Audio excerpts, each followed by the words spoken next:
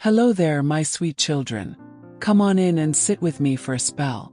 Feels good to have you here. I am just an old woman, but I have seen a few things in my time. And the story I want to share with you today, well, it is one that stayed pressed on my heart for many, many years. It is the story of the day my life split clean in two. The before and the after. She looks down at her tea, thoughtful. The title of this memory, if I had to give it one, would be, "Get out of here if you want to live," my neighbor wrote. 10 minutes later, my whole world changed. Now this was way back. I was not your Grandma Jo then. I was just Jo and Marie. I was living in a little yellow house on Chestnut Street. It had a porch that slanted just a bit to the left, and rose bushes that never seemed to get enough sun. It was, from the outside, a perfectly fine life. I had a husband, Silas. He was a tall man, handsome in his way, with hands that knew how to fix anything. But those same hands had grown heavy over the years. Not always in a way you could see, mind you. Sometimes a heavy hand is in the words that are not said. It is in the silence that screams. It is in the air that gets tight and thin the moment you hear the key in the lock. We were, as they say, house poor. We had the house, but not much else. Silas, he worked long hours. Or at least he was gone for long hours. He got quiet. He got secrets. I told myself it was just the weight of the world on his shoulders. I told myself it was my job to be smaller, to be quieter, to not add to his burden. I spent my days cleaning a house that was already clean, and I watched my neighbors. My neighbor to the left was Mr. Henderson. He was an older gentleman, even older than I am now. He had lived on that street for 50 years. His wife, sweet Mary, had passed on, and he spent all his time in his garden. We did not talk much. He would nod, I would wave. He was just a fixture like the old oak tree at the end of the block. You see him every day, but you do not truly look at him. That day, the day the note came, was a Tuesday. I remember that because Tuesday was the day I scrubbed the kitchen floor. The air was thick and damp, that heavy kind of southern air that promises a thunderstorm but never delivers. I was pulling weeds from the flower bed, my knees aching, my mind a million miles away. I was worrying about the electric bill. I was worrying about the way Silas had looked at me that morning, like he did not even see me. When I stood up, brushing the dirt from my apron, I saw it, tucked into the handle of my screen door. It was a small piece of paper, folded up tight. Not an envelope, not a sales flyer, just a note. My heart did that funny little jump it does when something is out of place. I walked up the porch steps, the wood groaning under my feet. I pulled the paper out. It was cheap notebook paper, torn ragged on one side. I unfolded it. The handwriting was shaky, like the hand that wrote it was rattling. It was written in blue pen, pressed so hard it almost tore the paper. It was just 8 words. "Get out of here if you want to live." I read it once. I read it twice. My mind just could not catch up to the words. Get out of here. Felt like a prank. Cruel, childish prank. But I looked over at Mr. Henderson's house. He was standing in his front window. He was not gardening. He was just standing there watching me. His face was pale and he looked terrified. He saw me look at him and he did the strangest thing. He pulled his curtains shut. He vanished. A cold, cold fear, colder than any winter, washed right over me. This was not a prank. Mr. Henderson wrote this. Why would he write this? What did he know? Life. Did he mean my life was in danger? Here, in my little yellow house. My first thought was, Silas. Had to be about Silas. The secrets, the quiet, the new sharp edge in his voice. I stood there on that porch for what felt like an eternity. The note was shaking in my hand. The air was so still, you could hear the bees humming by the wilted roses. I thought, I am being foolish. I am an old woman in the making, scared of shadows. I will go inside, I will make a cup of tea, and I will laugh about this. I crumpled the note in my fist. I turned the handle. I stepped inside my house, into the quiet, dim hallway. And that is when I heard it. The sound of a car door slamming hard out front. Too early. It was hours before Silas was supposed to be home. I looked at the clock on the wall. Had been 10 minutes. 10 minutes since I read the note. 10 minutes later. I heard the key grate in the lock. The front door swung open. And it was Silas. But it was not Silas. His face was slick with sweat. His eyes were wide, darting back and forth like a hunted animal. And his hands. His hands were shaking worse than Mr. Henderson's handwriting. He looked at me, his breath coming fast. He did not say hello. He did not ask about my day. He just said, "Joanne, where is it?" Grandma Jo leans forward, her eyes holding the camera. That was the moment. That was the second my life cracked open. Now, this old woman needs to catch her breath. But I will be right here. You think on that. And if this story has found a place in your heart, maybe you let me know in the comments. And do be sure to subscribe so you do not miss what happened next. I will see you in the next one. Welcome back, child. I am glad you returned. It is hard to pull up these old memories. They are like roots, buried deep, and you pull one, the whole ground shakes. But a story told is a burden shared. Where was I? The hallway. Silas was home.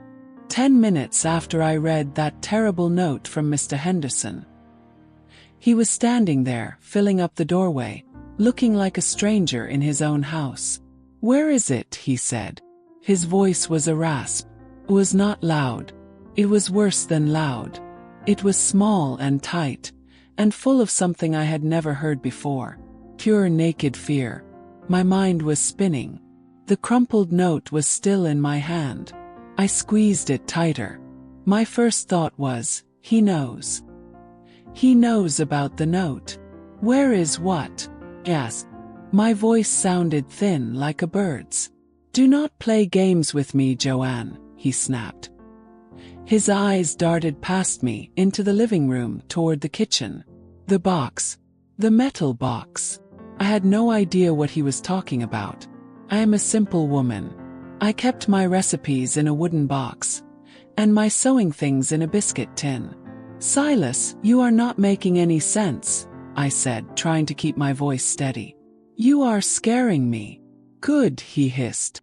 "You should be scared." He pushed past me, brushing my shoulder so hard I stumbled back against the wall. He was not a gentle man, not anymore, but this was different.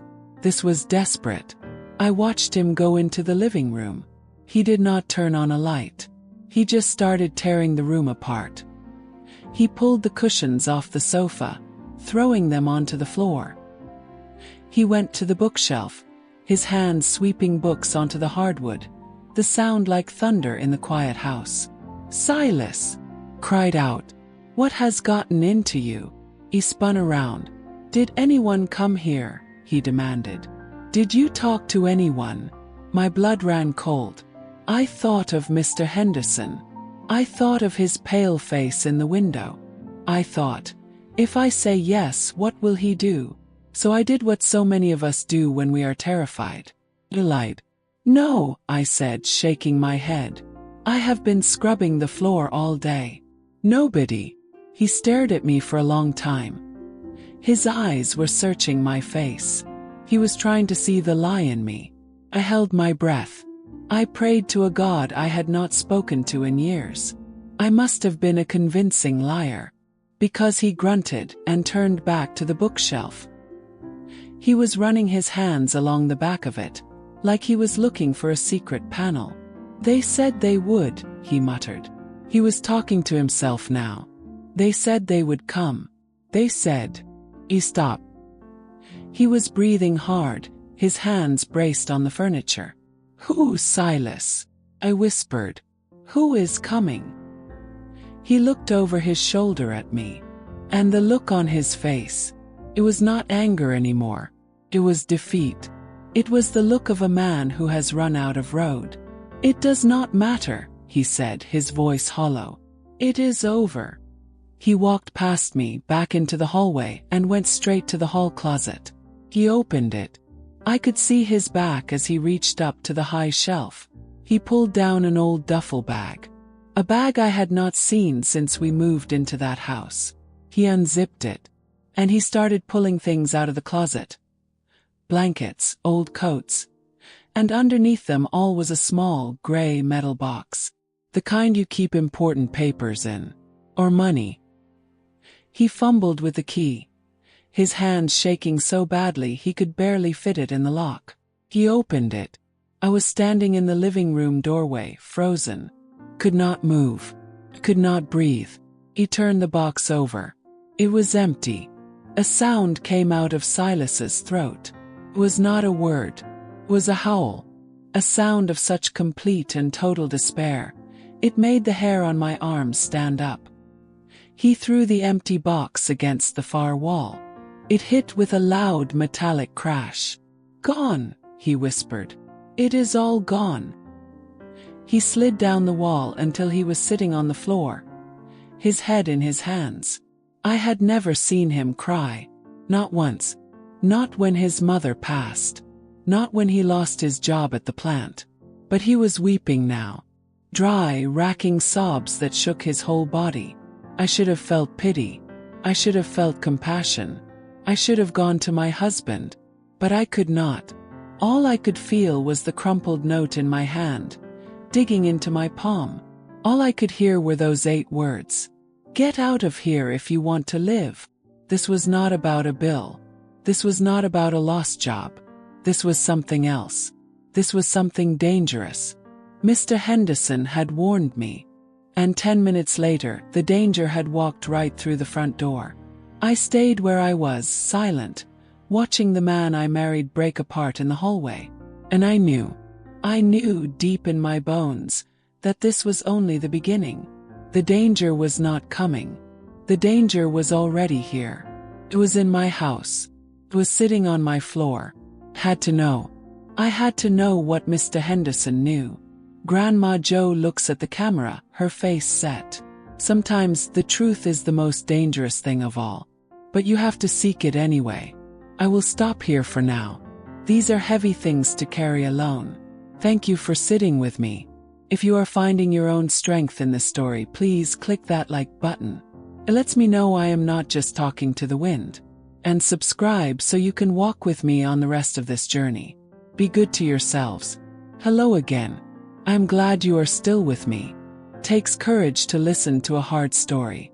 Takes courage to tell one too. So we were in the hallway. Silas, my husband, was a broken man on the floor. He had found his metal box empty. And I was standing there with that warning note burning a hole in my hand. I was terrified of Silas. But in that moment, seeing him so defeated, a different feeling crept in. It was not pity. It was clarity. He was not the danger. He was in danger. And he had pulled me in with him. He sat there weeping for maybe 5 minutes.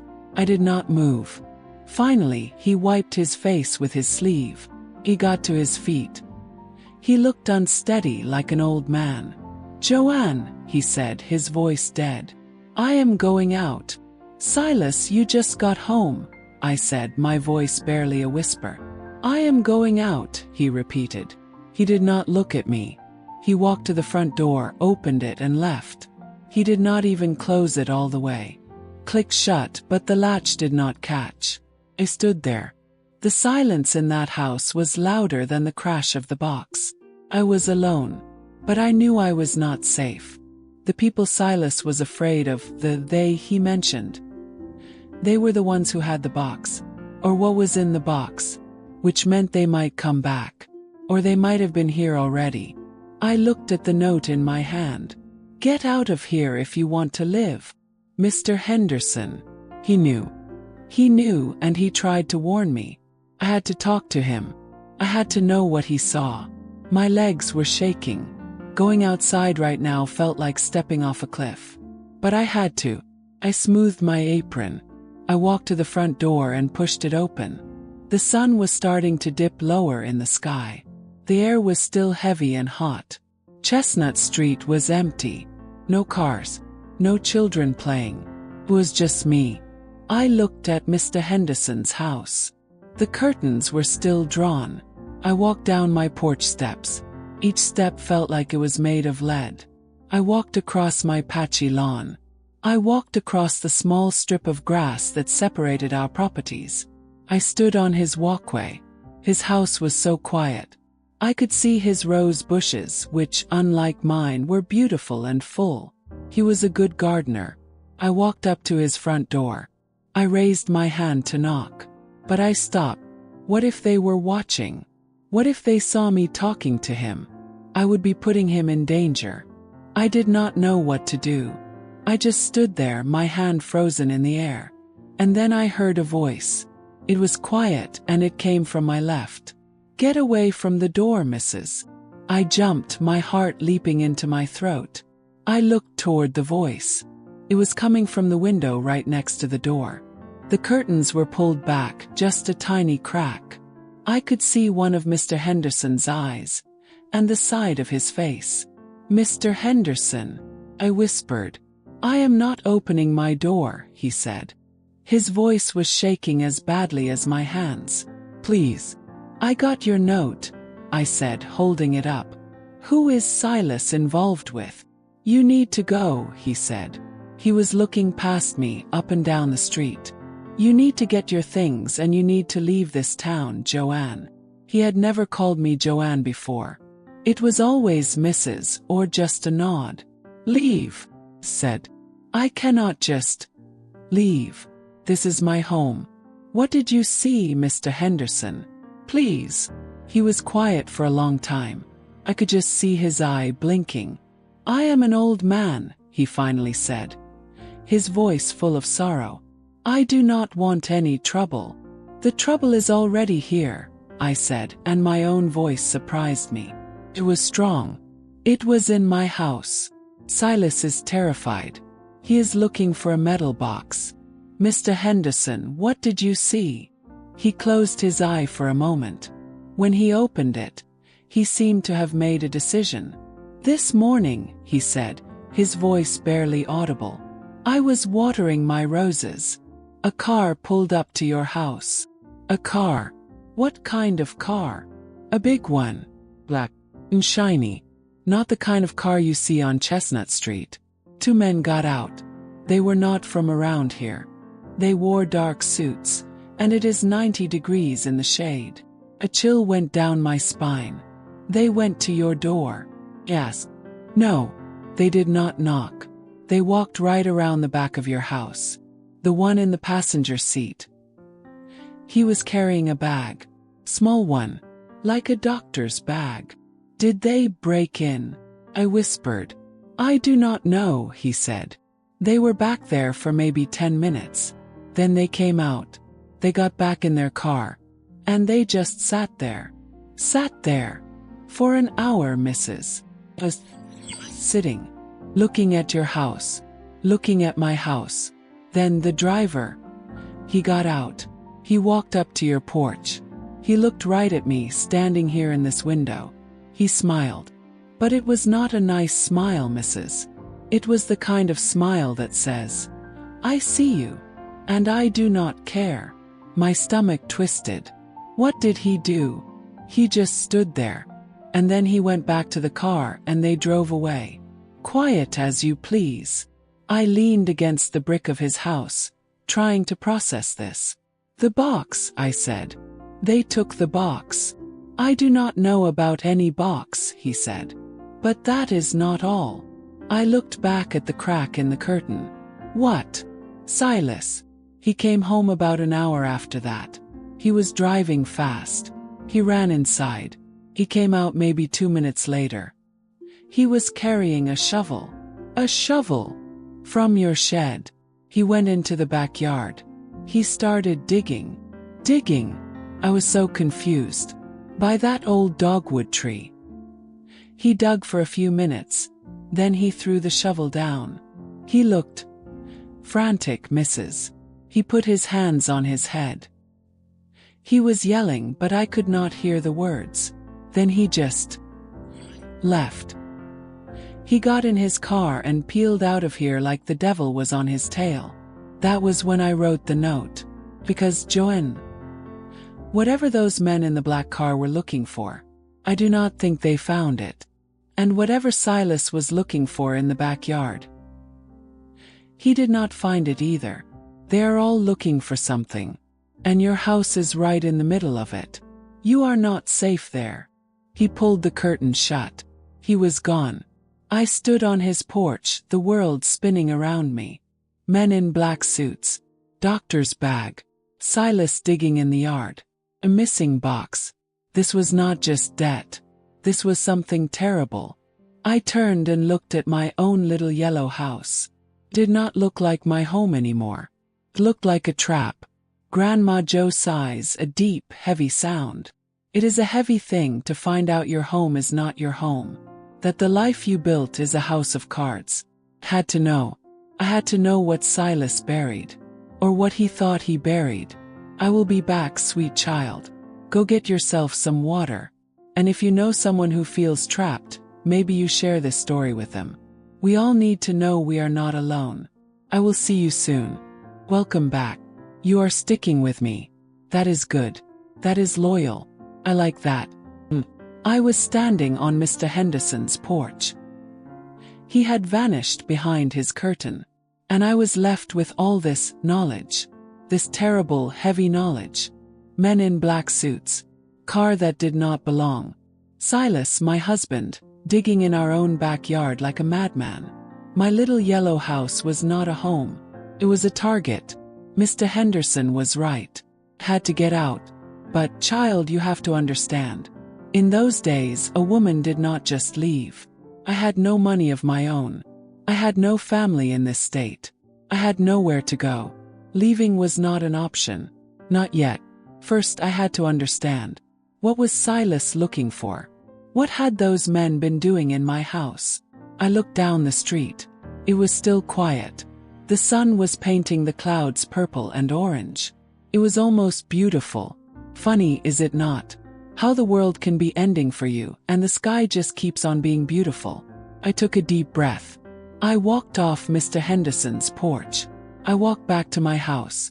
I went inside, and this time I locked the deadbolt. A little click. Like that would do any good against men in black suits. But it made me feel a fraction better. The house was a mess. Cushions on the floor. Books scattered. The empty metal box was still lying in the hallway. Picked it up. It was light. I ran my fingers inside. Just metal. Whatever was in it, it was gone. But Mr. Henderson said Silas was digging after the men left. Which meant they did not take what he was looking for. And he did not find what he was looking for. It was still here. Somewhere. I walked through the living room into the kitchen. My hands were on autopilot. I started picking up the cushions. I started stacking the books. I was tidying up the evidence of my husband's panic. I felt like I was in a dream. Like I was watching myself from the ceiling. What are you doing, Joanne? I whispered to myself. You should be packing a bag. But I could not. I had to go to the backyard. I went to the back door in the kitchen. I looked out the little window. There it was. The yard. A small patch of dying grass. Clothesline. And in the far corner the old dogwood tree. It had been there when we bought the house. It was twisted, and it only bloomed on one side. But it was our tree. And right at its base I could see it. The dirt was disturbed. It was a patch of dark, freshly turned earth. He had not even tried to hide it. My heart was beating so fast I felt dizzy. I opened the back door. The evening air was a little cooler now. I stepped out onto the concrete stoop. I walked across the yard. It was like walking through deep water. Every step was an effort. I got to the dogwood tree. And I looked down. There was a hole. Not a deep one. Maybe a foot or so. And next to it the shovel. Silas had just dropped it and left. He was digging for something. And he did not find it. So where was it? I knelt down, my knees complaining on the hard dirt. I looked into the shallow hole. It was just dirt. Dark, rich, damp dirt. Put my hand in. I was not a delicate woman. I had put my hands in dirt all my life. But this felt different. This felt like I was reaching into a grave. My fingers sifted through the soil. Nothing. Just roots and a few small stones. I sat back on my heels. Think, Joanne. Think. Silas dug a hole. He was looking for something he had hidden. The men in the suits came. They went in the house. Mr. Henderson said they were in the back. But he said around the back, not in the yard. They were in the house for 10 minutes. They took the metal box. But the box was empty. So Silas already knew the box was empty. He was looking for what used to be in the box. And he thought he buried it. Here. But he was wrong. It was not here. So where was it? I looked at the hole. I looked at the shovel. I looked back at my house. The kitchen light was on. It looked so normal. So safe. And a thought, cold and clear, slid into my mind. If it was not in the hole, maybe it was never meant to be in the hole. Maybe the hole was a decoy. I stood up. I looked around the yard. The shed. The clothesline. The broken fence. Whoa. Silas was smart. He was a fixer. He knew how to hide things. He would hide it somewhere no one would ever think to look. Somewhere right under your nose. I walked back to the house. I went inside the kitchen. I stood in the middle of the room. The refrigerator was humming. I looked at the stove, pantry, cabinets. Where would he hide something? Something so important that men in suits would come for it. Something that made him howl when he thought it was gone. My eyes landed on the wall by the back door. There was a loose piece of wallpaper there. Had been peeling for months. I kept meaning to get some paste to fix it. It was just a little flap right near the floor. I do not know why I looked at it. It was just a feeling. Cold, certain feeling. I went over to it. I knelt down again. My heart was a hammer against my ribs. I pulled the flap of wallpaper back. Behind it was the white plaster wall. Except, it was not all plaster. There was a dark line. Square. Someone had cut into the wall. It was a small, square hole, perfectly hidden by the peeling paper. My fingers were trembling. I reached inside. My hand touched something. It was not paper. It was not money. It was cloth. Small velvet bag. The kind you get jewelry in. It was heavy for its size. Pulled it out. It was dark blue velvet with a drawstring. It was bulging. I did not have to open it. I knew this was it. This was the truth. This was the pain. This was the danger. And it was right here in my kitchen all along. Grandma Jo closes her eyes for a long moment. You can live with a man for 20 years. You can think you know him. You can think you know the walls of your own home. And one day you find out you do not know anything at all. I was holding the whole terrible secret in my hand. And I had no idea what to do with it. I will be back. You rest now. These things are hard to hear. But you are strong. Can tell. If this story is speaking to you, please let me know. And subscribe so we can finish this journey together. I will see you soon. Hello, child. Thank you for coming back. Means more than you know. When you are holding a memory like this, it is heavy. And sharing it makes the load a little lighter. I was on my kitchen floor. The house was a wreck. My husband was gone. And I was holding a small blue velvet bag. It was heavy. It was not money. Money is paper. This was hard. My fingers fumbled with the drawstring. It was pulled tight. I had to work at the knot for a moment. My hands were sweating. A part of me did not want to open it. A part of me wanted to put it back in the wall, paste the wallpaper down, and pretend. Just pretend. Pretend Silas was just working late. Pretend Mr. Henderson was just a confused old man. Pretending is easy. It is a soft place to hide. But the truth is a hard, cold thing. And it was in this bag. Got the knot loose. I pulled the drawstring open. I tilted the bag. And onto the linoleum floor. Rolled 3 things. They clinked. My breath caught. They were not jewels. They were not gold coins. They were watches. 3 of them. Men's watches. but not like any watch I had ever seen. These were golden, heavy. One had a dark blue face. One had a leather strap that looked like alligator skin. And the third one had little tiny sparkling stones around the face. Diamonds. I was a simple woman, child. I wore a little Timex that I got with trading stamps. These were watches for rich men. Important men. Men in black suits. I touched one. It was cold. I turned it over. On the back there was writing. It was small. I had to squint to read it. It said, "To Sir.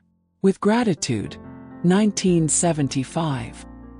My Silas." His middle name was Thomas. This was not his. My mind started to run. Silas worked, or used to work, at a plant. Before that he was a driver. He drove a car for a very wealthy man, old Mr. Rothman, who owned half the city. He died a few years back. Silas Rothman. This was Mr. Rothman's watch. I looked at the other two. I knew without even looking they would have initials too. And they would not be my husband's. Silas did not buy these. He did not find these. He took them. My husband. My quiet, handy Silas. He was a thief. But that was not the worst of it. If he stole these, who did he steal them from? Mr. Rothman was gone. So, his family, his business partners, and the men in the black suits. They were not here for money. They were here for these. They were here for the proof. They took the empty metal box, which meant they knew about the box. Silas had lied to me. For years. This secret, this poison, had been sitting in my kitchen wall. This is what he was afraid of. This is why we had no money. He was being blackmailed, or he was being hunted. And today they had come. They had come, and they had taken the empty box, probably as a warning, to let Silas know that they knew. And then they smiled at Mr. Henderson. They were not afraid. They were enjoying this. And my husband, my foolish, foolish husband, had hidden the real prize in the wall. And then he went and dug a hole in the yard like a child. He was not smart. He was just desperate. I sat there on the floor, surrounded by the proof of my husband's sin. And I felt nothing. Not anger. Not sadness. Just a great empty cold. This was the truth and the pain I told you about. The truth was that my marriage was a lie. The pain was that I had let it be.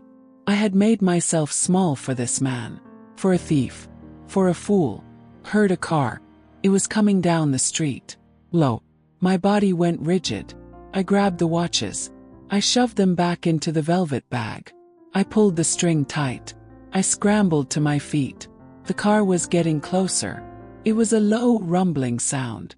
Not like the old rattling trucks on our street. It was the black car. Had to be. They were coming back. Silas was not here. I was here. Alone. Get out of here if you want to live. Mr. Henderson's words screamed in my head. I had to hide. But where? A back door. I ran to the back door. The little velvet bag clutched in my hand. I fumbled with the lock. My hands were shaking so hard. I could not turn the knob. The car stopped. Right in front of my house. I heard the door open. I heard the door slam shut. There was no time. I looked around the kitchen. Pantry. It was a deep pantry, full of shelves. It was my only chance. I ran to it. I pulled the door open. I squeezed inside between the sacks of flour and the canned peaches. I pulled the door shut, leaving it open just a tiny crack. My heart was so loud I was sure they could hear it. I stood in the dark, smelling the dust and the dried onions. And I waited. I heard the front door. The latch. The one Silas had not closed properly. It clicked open. They did not knock. I just walked in. Heard footsteps. Heavy. 2 men. They were in my house. Grandma Jo is breathing a little faster now, reliving it. She takes a sip of water. This part is hard. But I have to tell it. I have to tell you how I found out what it truly means to be afraid. You stay strong for me, and I will be right back. Please, if you are getting anything from this, subscribe to my channel. I am just an old woman, and it lets me know my voice is being heard. I will see you for the next part. Hello, my child. Let us get through this next part together. So I was in the pantry. In the dark. It was hot and it smelled like spices and mousetraps. And they were in my house.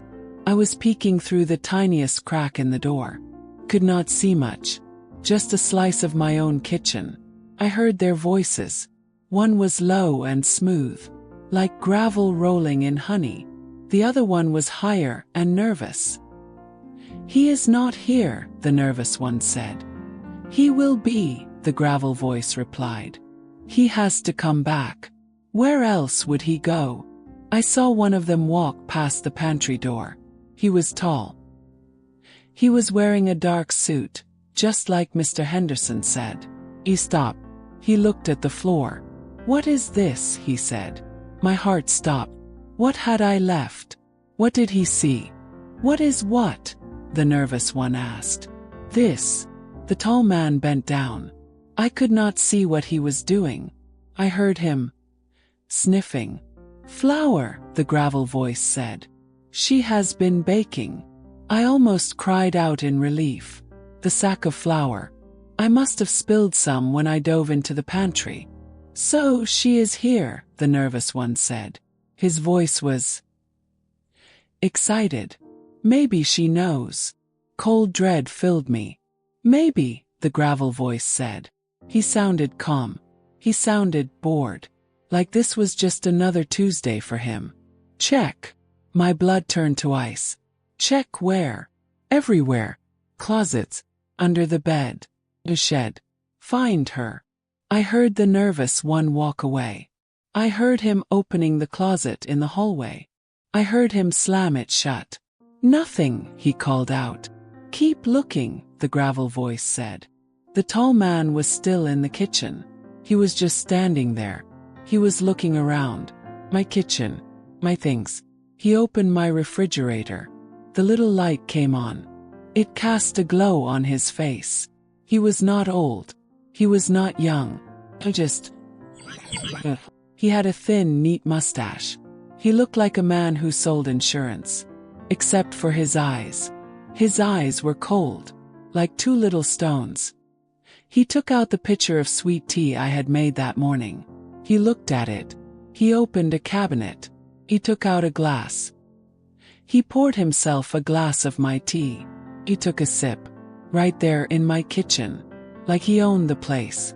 He was drinking my tea. Find anything, he called out. Nothing, the nervous one yelled back. He sounded like he was in the bedroom now. The tall man in the kitchen sighed. He put the glass down on the counter. He walked over to the back door. The one I had fumbled with. He looked at the lock. He touched it. She was here, he said to himself. She was here and she got scared. He turned. He was looking right at the pantry. My heart. Child, I thought it would burst out of my chest. He knew. He was looking right at me. I could see his cold, cold eyes through the crack. He started walking. Slowly. 1 step. 2 steps. He was coming to the pantry. I was holding the velvet bag so hard. My nails were digging into my palm. I was praying. I was telling God I was sorry.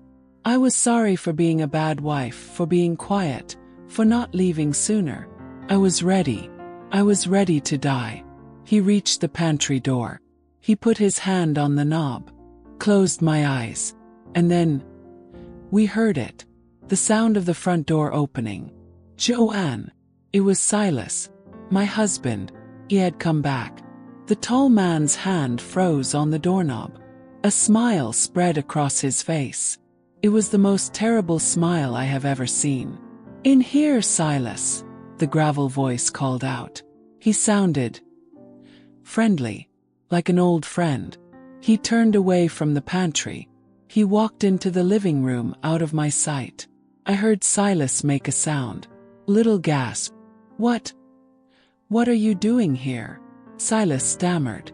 You know why we are here, Silas, the gravel voice said. You have been a very foolish man. I do not have it, Silas said. I do not know what you are talking about. Oh, stop, the gravel voice said. Stop this. It is insulting. We know you took them. We know you had them in a box. The box is gone. So where are they, Silas? He is lying, the nervous one shouted. He must have come back from the bedroom. He has them. I know he does. Shut up, Frankie, the gravel voice said. I am talking to my friend. I am not your friend, Silas spat. He was trying to sound brave. He just sounded small. You were, the gravel voice said. You were our driver. You were our inside man. You took Mr. Rothman's little trinkets. We let you hold them. A little insurance policy. But now, we want them back. The family is settling the estate, and they have noticed things are missing. Things we were supposed to be protecting. That was it. Silas was not just a thief. He was working with them. These gangsters. He drove for Mr. Rothman, and he stole from him for them. And now, they were cleaning house. I do not have them, Silas said, his voice cracking. I swear, I went to get them. They are gone. Someone must have found them. Maybe Joanne. My blood ran cold. Oh, the gravel voice said. The wife. The little baker. Frankie, you said she was not here. I looked. She is not here. Maybe, the gravel voice said, and I could hear the smile in his words. You did not look hard enough. Heard footsteps. Coming back to the kitchen. Tall man. He was coming back for me. Grandma Jo is visibly distressed. She wrings her hands. Child, I cannot stay in that pantry. Have to get out. Let this old woman catch her breath. This is the part of the story that haunts my sleep, even now. Please come back. Do not leave me in here alone.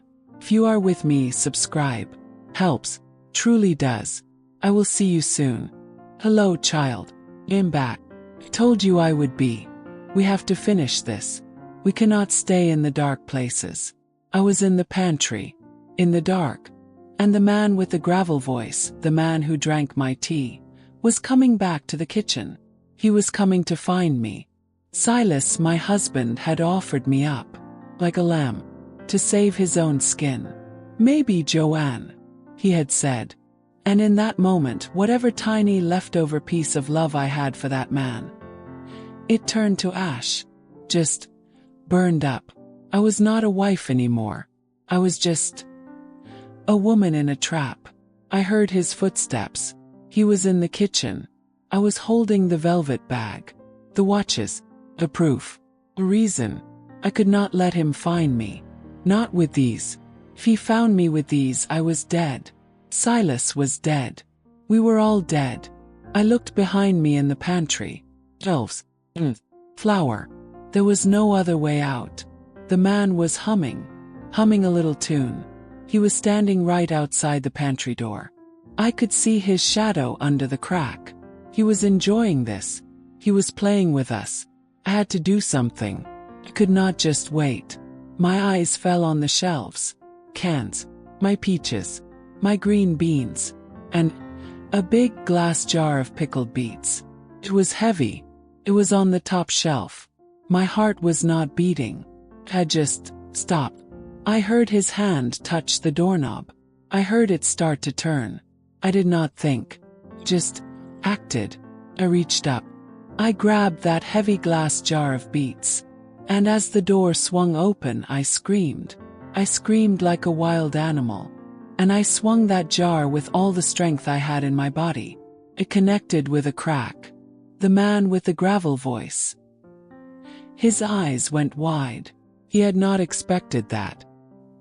He had expected a small, scared woman. He did not get her. He got me. He staggered back, clutching his head. Frankie, he roared. His voice was not smooth anymore. It was full of pain. I did not wait. I did not look at him. Bolted. I ran out of that pantry. I shoved past him.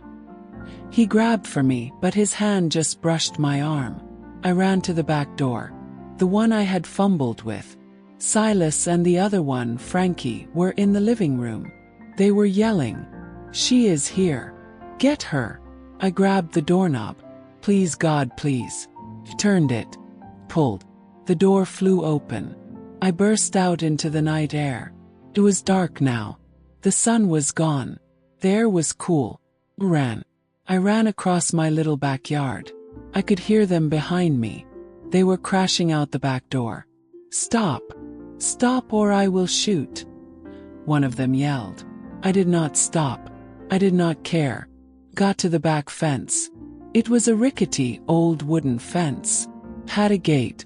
But the gate was stuck. It was always stuck. Pulled on it. It would not budge. I could hear them running across the yard. They were so close. I had the velvet bag in my hand. I could not climb the fence holding it. I did the only thing I could. Threw it. I threw that little velvet bag as hard as I could, up and over the fence, into the dark alley behind my house. I heard it land, a soft thud in the weeds. Got her!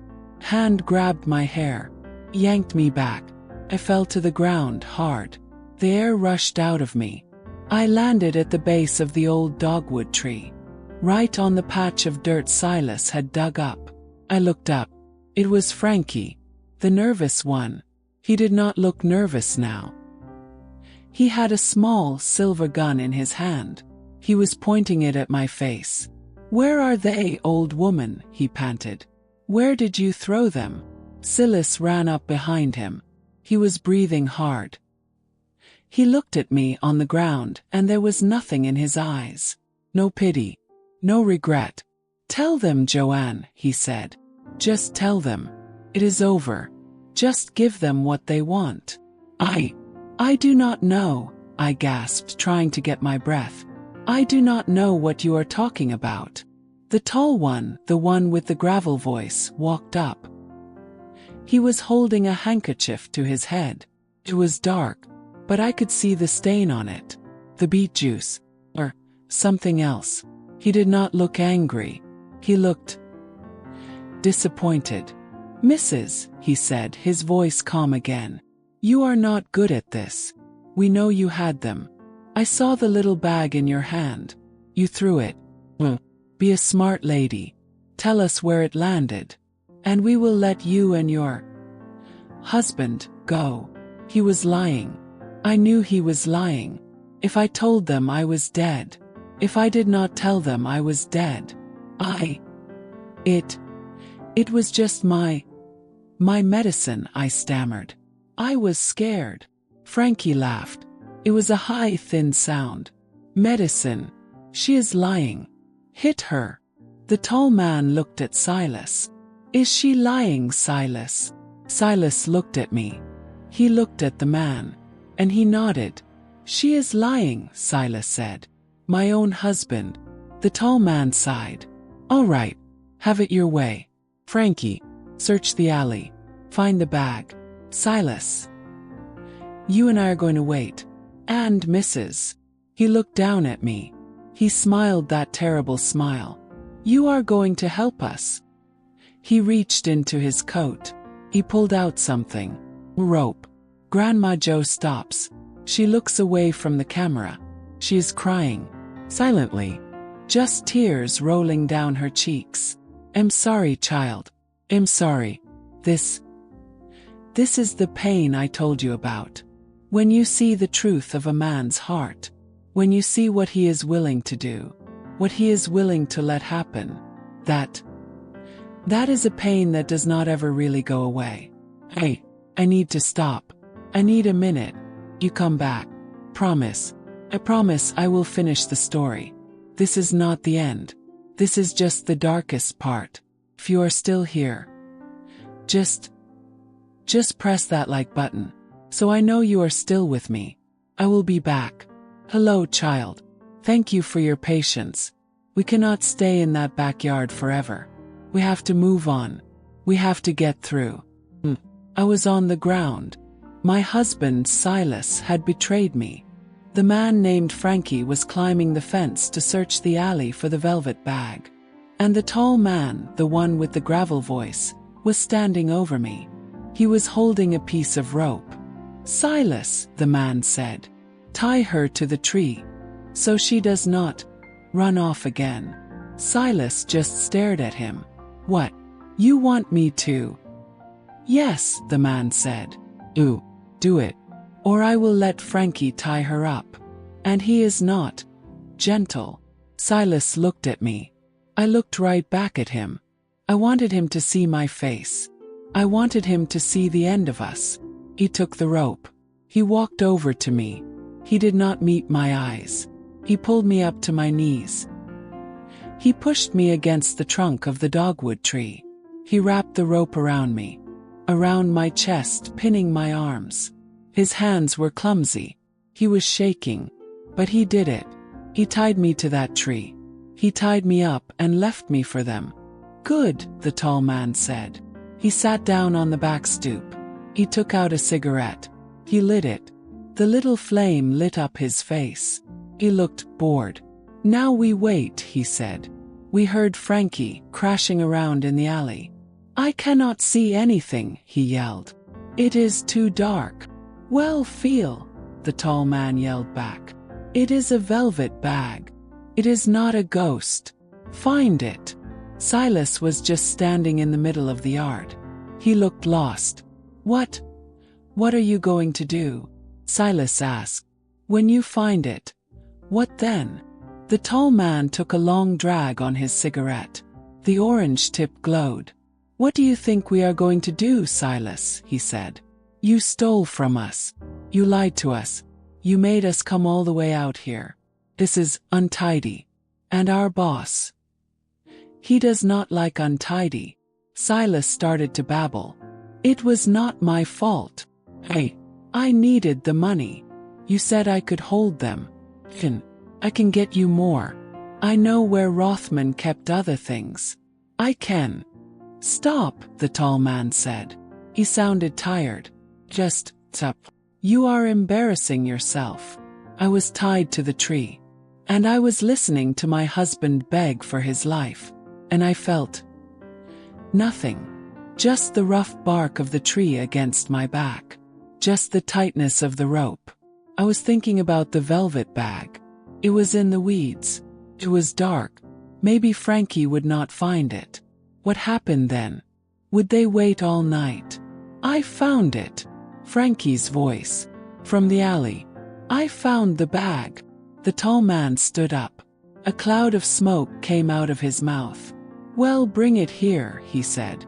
He dropped his cigarette. He crushed it under his shoe. My heart sank. It was over. He had found it.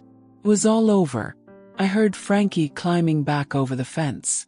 He landed in the yard with a grunt. He was holding the blue velvet bag. "See," he said, waving it. "I told you." He walked over to the tall man. He handed him the bag. The tall man opened it. He did not look inside. He just felt it. He reached in his hand. He nodded. "All right," he said. "This is it." He looked at Silas. Silas looked at him. Silas was trembling. So we are good," Silas said. "You have them. We are good. You can just go now." The tall man almost looked sad. "No, Silas. We are not good." He pulled a gun from inside his suit jacket. It was much bigger than Frankie's gun. It was black and heavy. Silas made a small, whimpering sound. "Please," he whispered.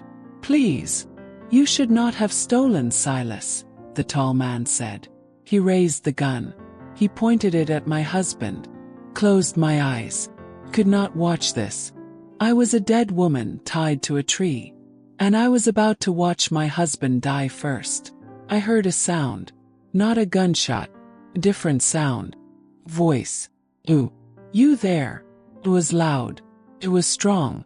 It was coming from next door. You get away from her. I opened my eyes. The tall man had turned. Frankie had turned. Silas had turned. Mr. Henderson.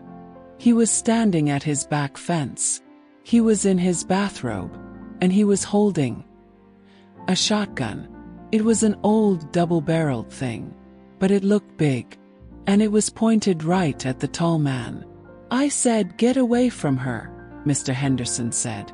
His voice was not shaking anymore. "I have called the police. They are on their way." The tall man looked at Mr. Henderson. He looked at the shotgun. He actually chuckled. "Old man," he said, "you have no idea what you are doing. Put that toy down. Go back inside. This is not your business." "You are on my street," Mr. Henderson said. "You are in my neighbor's yard. You have that woman tied to a tree. That makes it my business. Now I am going to count to 3. "You are bluffing," the tall man said. But he had not raised his gun again. He was just watching. 1, Mr. Henderson said. "Frankie," the tall man said, quiet. "He is bluffing." "I do not know, boss," Frankie whispered. "That thing looks real." 2, Mr. Henderson said. His voice was like iron. "This is not," the tall man started to say. 3, and then a sound. It was not Mr. Henderson's gun. It was a siren, far away, but it was coming, getting louder. Mr. Henderson had not been bluffing. He had called the police. The tall man's head snapped toward the sound. He cursed. Short, ugly word. "Frankie, we are leaving." "What about them?" Frankie said, pointing at me and Silas. "We have the package. We are leaving. Now." He did not wait. He ran. He ran to the back fence. He climbed it like a cat. Frankie was right behind him.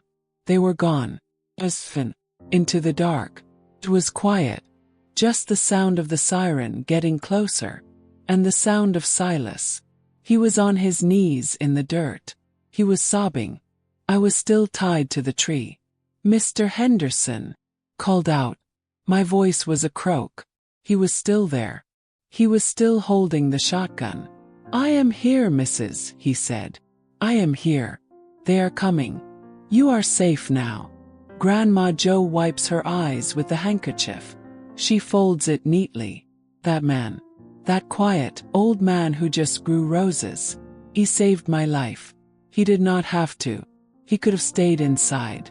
He could have pretended he did not see. But he did not. He was a good man. "Hey, I will be back. We are almost to the end. Stay with me. And if you know a good man or a good woman like my Mr. Henderson, maybe you tell them. Tell them they are appreciated. And please subscribe. I will see you for the next part. Welcome back, my child. You have been so patient with this old woman. The sky is always darkest, is it not, right before the dawn? So the sirens were getting closer. Those terrible men were gone. And I was still tied to my own dogwood tree. My husband, Silas, was a heap on the ground, crying like a baby. Mr. Henderson was at the fence. His shotgun pointed at the sky now. "They are almost here, Joanne," he called out. The siren was loud. It was right on our street. Then I saw the lights. Red and blue, flashing, flashing, flashing. They lit up the whole backyard. They lit up Mr. Henderson's face. They lit up Silas, crying in the dirt. Police car door slammed. "Police! Show me your hands!" A voice boomed. "It is all right, officer," Mr. Henderson shouted. "We are over here. The victim is over here." 2 policemen came running into the yard. Their flashlights were so bright. They cut through the dark. One pointed his light at Mr. Henderson. "Sir, put the weapon down. Slowly." "Of course, officer. Of course," Mr. Henderson said. He carefully set his old shotgun down on the grass. The other policeman's light found me. Good Lord, he said. He ran over. Ma'am, are you hurt? He was a young man. He had a kind face. He pulled a knife from his belt and in one smooth motion, he cut the rope. My arms were free. I almost fell, my legs were so weak. He caught me. I have got you, ma'am. You are all right. I just nodded. Could not speak. I rubbed my arms where the rope had been. The other policeman was standing over Silas. Sir, are you injured? Silas just shook his head, still crying. Sir, I need you to stand up. What happened here? Silas could not talk. He was a broken thing. He did this, I said. My voice was hoarse. The young policeman looked at me. What did you say, ma'am? My husband, I said, pointing at Silas. He was with them. He tied me to the tree. The two policemen looked at each other. The young one's kind face got hard. Sir, he said to Silas, get up. Put your hands behind your back.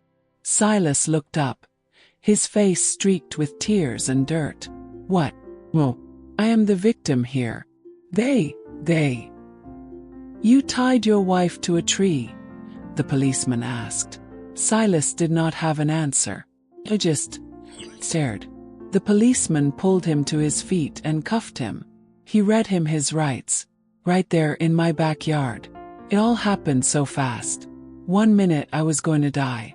The next, my husband was in handcuffs. They sat me down on the back stoop. The one the tall man had sat on. They wrapped a blanket around my shoulders. More police cars came. And an ambulance. They checked me over. I was bruised. My head hurt from where Frankie had pulled my hair. But I was alive. I told them everything. I told them about Mr. Henderson's note.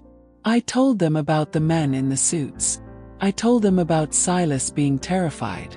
I told them about the metal box. Told them. No, wait. Stop. I did not tell them about the watches. I did not tell them about the velvet bag. The young officer was writing it all down. So, they were looking for a metal box, he asked. Yes, I said. And it was empty. And you have no idea what was in it. I looked at Silas. He was sitting in the back of a police car. He was just staring. I looked at Mr. Henderson. He was talking to another officer, telling his story. I looked at the young policeman. No, officer, I said. I have no idea. It was the second lie I told that day. But this one felt different. This one felt right. Those watches. They were poison. They had destroyed my life. I did not want to touch them. I did not want to see them. I did not want to own that part of the story. Let them be. Let them stay in the weeds in the dark alley. Let them rot just like my marriage. I was starting over. And I would start over with nothing. With the truth. But not that part of it. That was Silas's truth, not mine. They took Silas away. They asked me if I had a place to go. I could not stay in that house. Not one more night. I do not know, I said. And then Mr. Henderson was there. She can stay with me, he said. I have a spare room. My sister's old room. It is clean. She will be safe. The policeman looked at me. I looked at Mr. Henderson. This man. This quiet, brave man. He nodded. Yes, I said. I would like that. So I stood up. On my own 2 feet. I had the blanket wrapped around me. I did not take anything from the house. Not my purse. Not my clothes. Not my recipe box. Nothing. Just walked away. I walked across my yard. I walked across the strip of grass. And I walked into Mr. Henderson's house. He held the door open for me. It was clean. It smelled like lemon polish and old books. It was safe. Grandma Jo smiles. It's a real smile this time. That was the redemption, child. It was not glorious. It was not a happy ending. It was just A door. Safe, clean door. Sometimes redemption is just a place to finally set your burden down. Even if it is just for a night. I have a little more to tell. About what happened after. You come back and we will finish this. And if you feel this story in your heart, please subscribe. Join our little family here. We look out for each other. See you soon. Hello there. We are near the end of the path now. Thank you for walking it with me. I was in Mr. Henderson's house. His name was Arthur. Arthur Henderson. He showed me to a small room. It was just as he said, very clean. It had a single bed with a beautiful quilt on it. Quilt with blue and yellow stars. My sister Mary made that, he said. She loved blue. He was a man of few words. He brought me a glass of water and a pair of his wife's old pajamas. They were soft flannel. The police will want to talk to you more tomorrow, he said. You should sleep. I did not think I could. I thought I would see those men's faces all night. I thought I would feel that rope. I lay down on that bed. And I was asleep before my head even settled on the pillow. I was safe. My body knew it. And I slept. I slept for 12 hours. Deep, dreamless, dark sleep. When I woke up, the sun was high in the sky. The house was quiet. Could smell coffee. Got up. I put on the flannel pajamas.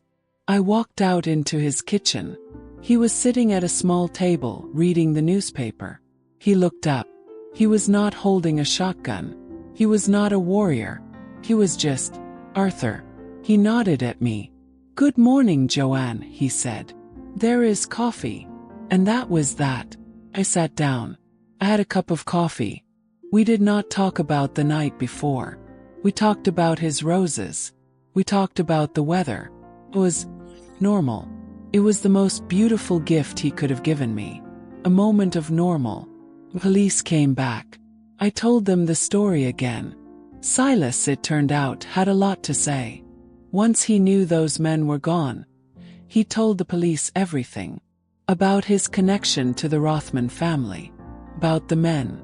He called them fixers. He said he was scared of them. He admitted to stealing. He admitted to everything. He tried to say he was a victim. But the police, they did not forget about the rope. They did not forget that he had tied me to that tree. They arrested him. He went to jail. And later he went to prison. Not for the stealing, but for what he did to me. For kidnapping. For assault. He was my husband. But he was also my attacker. And the law, for once, it saw that. Saw me. And the men. The tall one and Frankie. I never saw them again. The police looked for them. But it was like they were ghosts. They had the watches. They had what they came for. They were gone. I was glad. I did not want to see them. I did not want to testify against them. I just wanted them to be gone. And they were. I stayed with Mr. Henderson for a week. Just resting. In that quiet, clean room. I had to decide what to do. Had nothing. The house. The little yellow house. It was a crime scene. And even if it was not, I could never ever step foot in that backyard again. The bank took the house. We were behind on the payments anyway. Let them. It was just a box of bad memories. Had no clothes. Had no money. Had no life. I was just. One day, I was sitting on Mr. Henderson's porch. He came out. He sat next to me.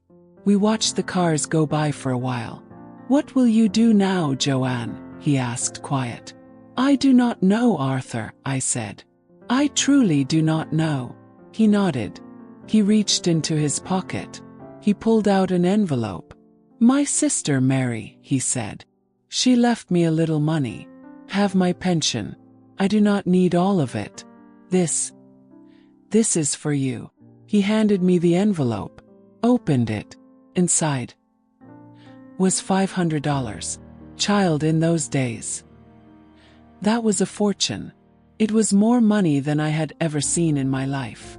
I tried to give it back. Cried. I said I could not. He just closed my hand over it. You are not taking, he said. I am giving. There is a difference. A good woman like you. You deserve a new start. Oh. Go and build a life you are proud of.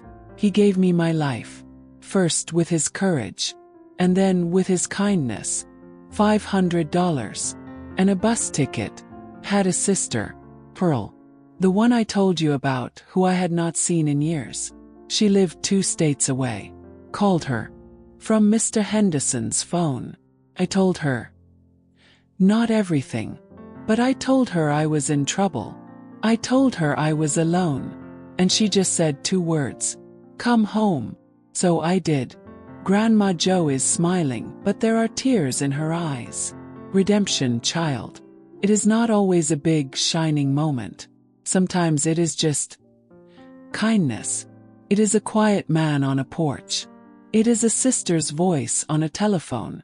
It is a bus ticket to a new life. It is a chance. Just a chance. I have one more part to this story. The after. What I built. Come back one last time. And we will put this memory to rest together. And please, if you have stayed this long, subscribe to the channel. It would mean the world to this old woman. I will see you soon. Hello, my sweet child. Welcome back. This is my favorite part of the story. This is the after. So I took that bus. I had $500 in my pocket. A little bag with the flannel pajamas and a change of clothes Mr. Henderson bought me from the church donation box. And that was it. I left Chestnut Street. I left Joanne Marie, the quiet, scared wife, behind. I rode that bus for 2 days. I watched the world go by. And I just breathed. For the first time in 20 years, I just breathed. When I got off that bus, my sister Pearl was there. I had not seen her in a decade. We had fought. About Silas, of course. She never liked him. I did not listen. She was older than me. And I thought she was just being bossy. She was not. She was just right. Saw her. And I started to cry. She just held her arms open. And I fell into them. You are home, she said. You are home. I lived with Pearl for a long time. In her little apartment. She did not ask questions. She did not say, I told you so. She just let me be. She let me heal. Got a job. My first real job. I worked in the local library. Can you believe it? Me. Surrounded by all those books. All those stories. I was just reshelving them. Putting them back in their places. And it felt right. I was putting my own life back in order. One book at a time. I was quiet. I was healing. The pain I told you about. It did not go away overnight. It was a shadow. It walked with me. For a long, long time. But every day it got a little smaller. Every day the sun got a little brighter. I got my own apartment. A tiny little place, but it was mine. I bought my own furniture. I painted the walls a color I liked. Yellow. A happy yellow. Not the sick, peeling yellow of that old house. I divorced Silas. I did it by mail. He was in prison. He signed the papers. And that chapter was closed. I never heard from him again. And I never ever tried to hear from him. He was gone. Kept in touch with Arthur. Mr. Henderson. I wrote him letters. In paper. With a stamp. I told him about my job. About my apartment.